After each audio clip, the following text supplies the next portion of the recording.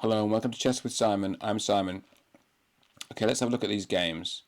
So this is really clever by Black. So I basically said I'm going to penetrate on the queen's side. Black offered a swap of queens, and I've sacked a pawn for this position. So I looked at the endgame and I thought I probably had a positional advantage, but it probably wasn't enough for a pawn. Backed the queen off, and then Black said, right, I'm going to just keep on attacking. And so consequently, I'm putting my knight here to stop g4. Okay, this is a new game, someone who challenged me, which is awesome. Obviously really good at chess, look. Really good. Here for the free puzzles. And, looks like he knows what he's doing there. Knight c3. This is the accelerated Queen's Indian, right? So playing this without e6. What difference does this make? Well, if it could transpose back in, but at some point Black could play g6 and go in a different direction. Let's see what Black does. Oh, there we go. Okay, so now I've got a choice. You can try at some point to play d5 in these lines because there's no e6. I'm not sure if you can play it here, actually. Let's have a look. Yeah, I mean, actually, has the biggest winning score playing d5 here. I think I saw a Sam Shanklin course. Maybe his Chessable course. He was doing that on, not in this position, but in similar positions. a3 to stop the pawn. Okay, so we'll have a think about that. But I'm not sure I'm really in the market for playing d5, although it is clearly a move. This is lovely. This is with Joseph, isn't it? Very interesting game. I quite like my knight in the centre of the board there. It's quite hard. Well, it's very hard to evict. Not impossible, it's very hard. I'm going to take this pawn with the pawn so I have fewer pawn islands. It's just positionally a better move. I don't think there's any immediate tactics. I mean, you've got to look at the knight sacrifice there, but I don't believe that that's currently correct. We'll find out, won't we? We'll find out. Horde.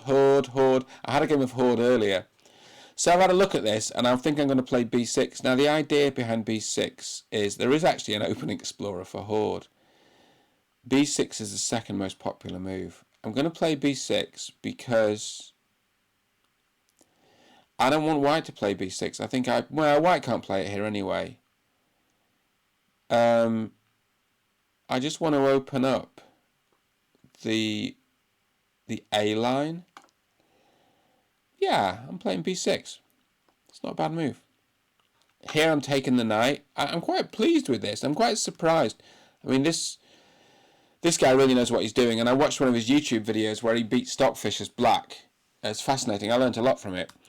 But I thought the knight would go back home, but it's given itself up for a single pawn, and I've managed to keep the A line closed. I'm not saying that white is winning or anything, but statistically the stats are better for white here. Statistically the stats are better. That's just a tautology. Okay, the stats are better for white. Let's see what Horde Coach comes up with.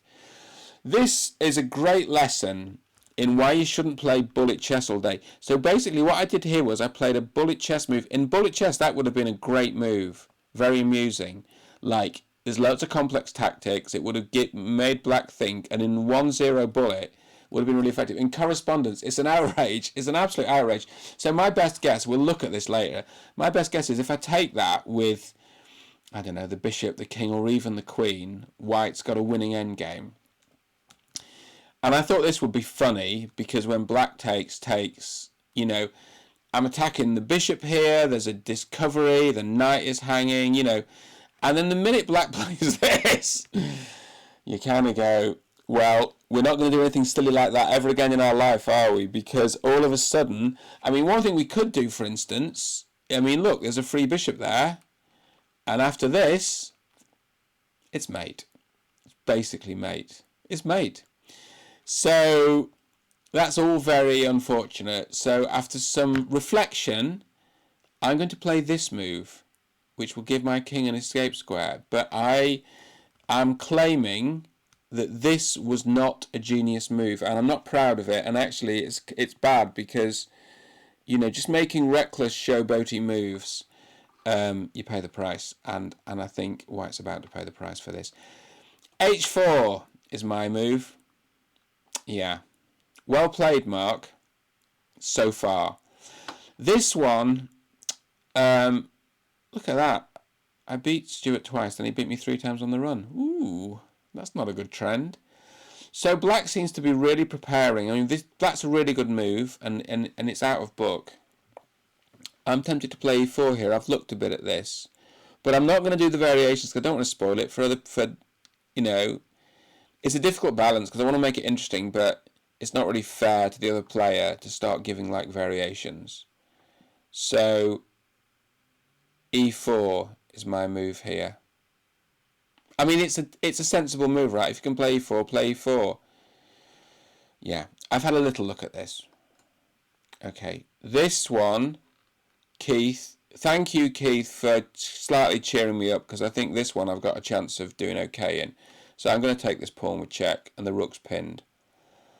I'm feeling optimistic about this. It's for those that didn't see it so far, Black, very interesting, sacked a knight here, and I gave the material back. I probably was forced to give the material back, and then it was a question of how can you give it back, and probably with a slight positional advantage. I think what happened was, from here, Black had a slightly more wobbly king. Well, White's king's okay for now. The Black king's a little bit wobbly. And, I mean, it's always within my power to screw these things up. But, I'm feeling optimistic about this one. This one I'm feeling really nervous about because it looks like Black's just hanging on. White's got a good initiative here. Black's hanging on at the moment. You got to look at knight g5, haven't you, Nigel? But I can't see an immediate catastrophe for Black here. That's all I'm saying. I might grovel out with a draw on a good day. Draw shouldn't be bad with Black, right? I mean, mathematically, if Black gets a draw, it's okay. Here I've had to sack the exchange because otherwise I think I would have just been losing. If you move the king here, then FG is terminal in a kind of beautiful way, particularly if you're White. So I had to sack an exchange here, and now what I'm going to do is bother that bishop with some consequences that I have considered, but again, trying not to spoil it for anyone. We'll look at it after the event.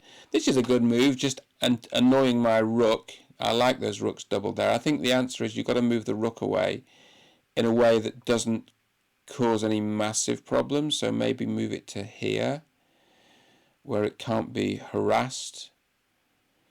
And I'm looking forward to taking on f5. I don't want to take now on f5. Check. Knight takes, pawn takes, takes. I mean, that might even be a winning rook ending, but it's absolutely unnecessary. I mean, is it a winning rook ending even? Probably is. But we don't need to get into that, do we? Because I think if we just go here, I think there's no horrible checks, are there? You've got to check the checks. Check the checks. We're all good. This one, we can't take that pawn with the king. We could take the rook with our rook, but we're not going to because I think it just improves White's pawn structure. We're going to take the pawn with the pawn. We've got an equal number of pawns. We've got a slight positional disadvantage. We messed up in the opening. We're going to try and hang on.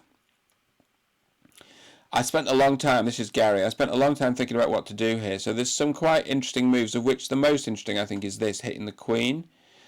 The queen has relatively few squares, hoping for a check here. The only problem is after this takes, queen here, and I've managed to spoil another position. So we're not going to do that. We're not going to do that, and we're not going to do this, although it's quite interesting. We're not going to put the knight there either. We're just going to redeploy the knight, play positionally, centralize the knight and not blunder any material and just see. We're just going to claim I think I'm slightly better here. Slightly. No real threat. Pieces are harmonious. I slightly prefer the 2 pieces to a rook and 2 pawns, but it's very close thing, very close. All to play for. Is that everything? Is that all the games that are at least on live chess? We're going to go to chess.com as well because we've got the tournament there. But there's actually some quite pretty things going on there. This one. No, it's black's move here. Let's pin that pawn and try and win it. I don't think white can hang on to that pawn. We'll see. Well, what about bishop here? Bishop here, bishop here.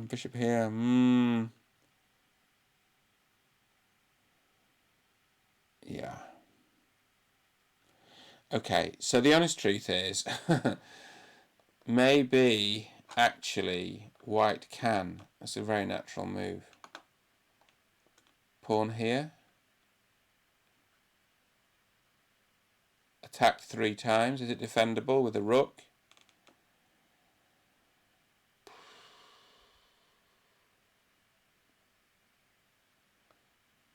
Takes, takes, takes, takes, check, takes. Yay, we're a piece up. What's not to like, eh? Okay. Do your worst, white. Famous last words. Okay. This one. Oh, it's my move here as well. Should we just castle? Or shall I mean, I've not even looked at this. Anything in the Explorer? No, I think we're out of book here. Is that queen exposed? Can that queen be trapped? It's like a Schwenningen, but the queen's in a totally different place. But there's no dark square bishop, right? That queen can't really be picked off. Let's just castle and assume we're fine. It's funny because it's normally the white queen that takes an attacking stance. I think we'll be all right here. I do have a bit longer to think about it, but let's just keep it all moving. Oh, Ian and the Perts. What should we play? I've got 6 days. I've got a longer time control. What should I play for Ian's Perts? Okay, I'll tell you what I've got. I've got an opening which Karpov used to play, which I played against Nigel as well in one of our games, which I really enjoyed. It's a nice opening. G3. It's an attempt to play solidly, defend the e-pawn with the bishop. Just try to claim with slightly more space, but we've got a similar fianchetto. Let's see what Ian makes of this, because he knows these openings inside out, these Pertz openings. What? He saw that coming? Gosh. He must have programmed in a lot of lines. I'd love to see his sort of conditional moves there. You're a genius, Ian. Genius. This one you will also have programmed in. I did think about coming back to f6, and I'm not going to do it. The reason I'm not going to do it is because I don't think it's the best move. I mean, I don't think it's a bad... Well, doesn't it give white a development advantage? Basically, white's got 3 pieces out. Well, white's a... Well... survivable by black. But we're gonna play theory, and we're gonna learn about theory, and we'll see what Ian's got. Yeah, fine. Very good. Is there any more for any more? Is that everyone? I believe that really is everyone now. I'm sorry if it isn't, but I think it is. Let's go to chess.com. There's actually some interesting stuff going on here. I'm in this Rook's Rule endgame thing, which I absolutely love. You'd think there'd be a lot of draws, and I don't think it's rated, and I can't remember. You'd think there'd be a lot of draws. 95% complete, I think, with round 4. Yeah, it's gone on and on. But basically, we learn a lot about rook endings here, which is important because rook endings come up a lot. But there's one of them that's really pretty. Quite a few of them are quite pretty, actually. So this one, I suppose we haven't got long to move, so let's... Should we attack this pawn? Or should we attack... We're going to attack a pawn now. Let's attack that pawn. Come on. Let's try to create some weaknesses in the pawn structure. What jolly fun. This one isn't the rook check. I'll just show you where this came from because it's beautiful.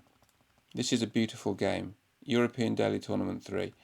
Okay, so here's what happened. Queen's Gambit declined. Takes. Which I think is called the Vienna variation. It is. E4. So we get that, and then we sack the E pawn. You also see that a bit in the Italian. Castle takes, and then black took here, which is very rare. And then you're meant to play rook b1, but I played bishop a3 to kind of keep the king in the centre. Again, you see that in the Italian. Black took here, and now black's really got his work cut out to hold this. So knight here, d5, pawn takes. So now it's my move. So we can take on g7, can't we? Take on g7, and where's that rook? That rook's really hard to defend. How are you going to defend the rook? Because you can't put it on f8. Can't defend it with a queen. I think we're taking on g7 here. I think there's also a rook check on the open file. I think white's so developed here that this one's probably gone. But this one, again, is fascinating.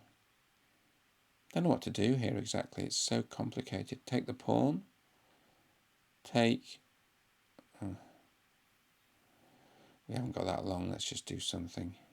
I think we're a piece up here, aren't we? We're 2 pieces up. We're 2 pieces up. We managed to grab it. It's this very slightly different opening. I think we're going to just grab the pawn. I don't really know. We can play for safety. We don't have to go mad here, I think. What we mustn't do here is take the bishop because it's mate. What also I looked at here, this is amusing, is push the knight away.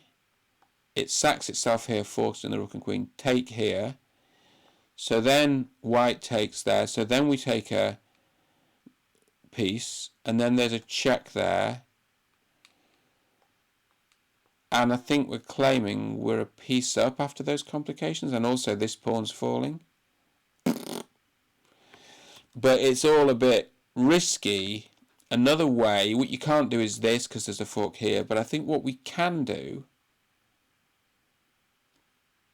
is... There was something safe I thought we could do.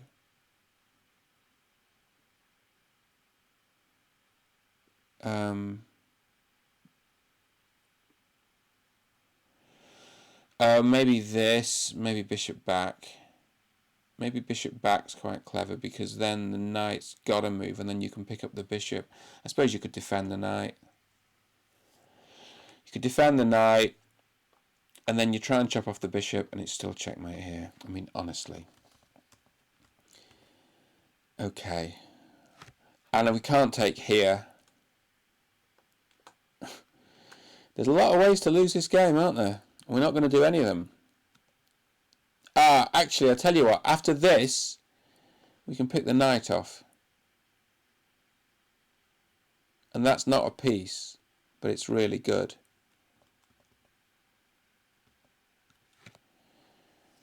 Uh,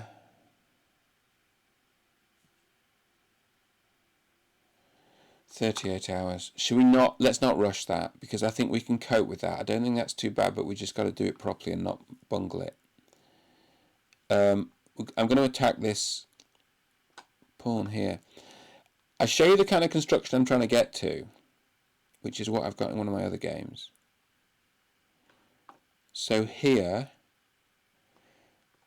I'm trying to get my rook behind here and push the pawn and try to win a pawn here, and I'll show you how it can end up. So in this position, black to move. What does black do? Answers in the comments.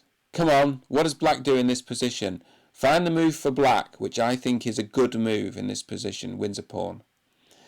I'm sure all you smart people can do that. This one. Ooh, I'm feeling good about this, aren't you? You know, we just pile up. You see, I've got this technique for playing these rook things where I develop the rooks like this. It seems to make sense because the centre matters less when you've got fewer pieces on, so you need to get your rooks out. I think white's got pressure here. I mean,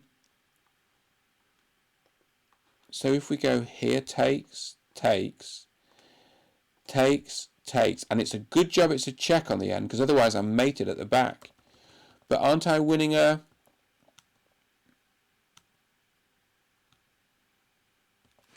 Aren't I winning? I suppose I'm not... Oh, I am winning because it's always check at the end. So I'm winning a pawn, I think, in these variations now. That's fun, isn't it? Should we just do it? I mean, we're not going to lose, I don't think, doing that. There's always b7 if black doesn't take it. Okay. I like endgames. Who doesn't? You gotta love endgames. So should we sort of explore the same idea here with Sea Island Puffin? Yeah, that moves for the birds or something. Okay. Same sort of idea. Try and double the rooks, push the rook's pawn, see what we can do. On this one, there's a chance to do queenside castle check, which is very amusing. But there's also, I think, a chance to muller that rook in the corner, because when it moves here, we can get it with the bishop. I think we're a piece up on that one too.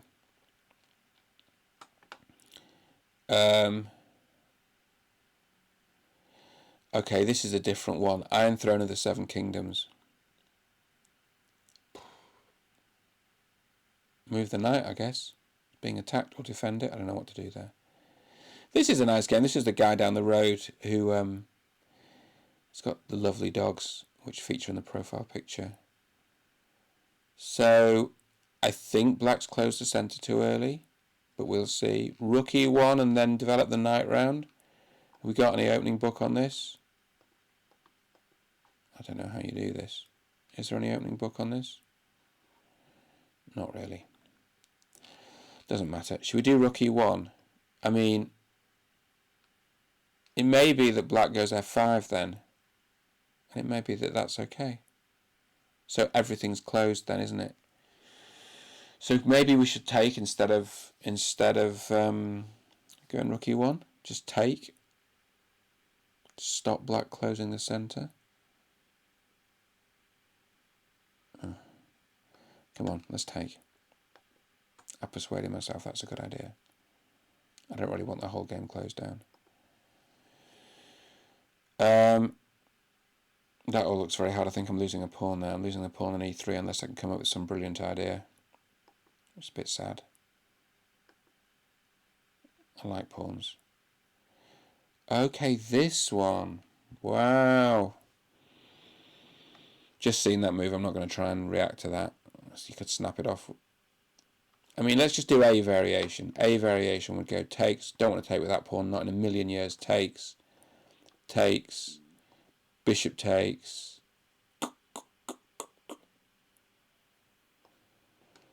Takes. Takes. Check. I don't know what I think about that. I probably think you'd need to evaluate that endgame. Can I pick this pawn up? No, not easy. I think maybe that endgame's not great. You know, there's some forcing moves available there.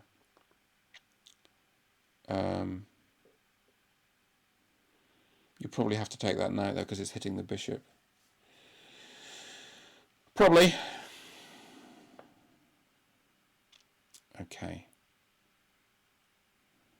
Oh, this is my friend Aaron. I think I've gone a queen up here. That's fine. Sea Island Puffin. Are we going around in circles now? Yeah, we're going around in circles.